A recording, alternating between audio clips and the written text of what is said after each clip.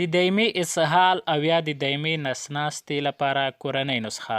که چیرې دایمي نس ناستی لرئ یا دایمي اسهال لرئ، د دې لپاره یوه کورنۍ درملنه درته ښیم چې د دې درملنې په اساس تاسو کولی شئ د دایمي اسهال او نس ناستې درملنه وکئ. که تر اوسه مو زموږ چینل نه وي سبسکرایب، د ویډیو لاندې سور د سبسکرایب نشان ووهئ، بیا په بیل بټن باندې کلیک وکئ، بیا په آل باندې کلیک وکئ ترڅو زموږ هره ویډیو تر ټولو اول تاسو ته در ورسیږي. زموږ چینل سبسکرایب کول مه هیروئ.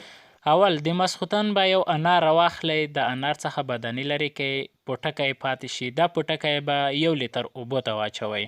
د انار دغه پوټکی کله چې 1 لیتر اوبو ته واچوه، بیا به یې په اور کیږدئ، 15 دقیقې به جوش ورکړئ. کله چې جوش شو، د جوش کولو 15 دقیقو وروسته به یې د دې لوښي سر پټ کړئ تر سهاره. سهار به دغه اوبه تصفیه کړئ، د دې اوبو څخه به د انار پوټکی ایسته کړئ. کله مو چې دا ترې ایسته کړه، دا اوبه به تصفیه کله مو چې دا تصفیه کړئ، بیا به یې په بوتل کې وساتئ. بیا یې هره ورځ په ورځ کې 3 ځله یو ګیلاس څښئ. نو په محدودو ورځو کې به ستاسو د دایمي اسهال او د دایمي نس ناستې درملنه وشي. د دې په واسطه انشاءالله تاسو علاج کیږي. که ویډیو مو خوښه شوې ضروري لایک کړئ او ویډیو د پښتنو ملګرو سره شیر کړئ.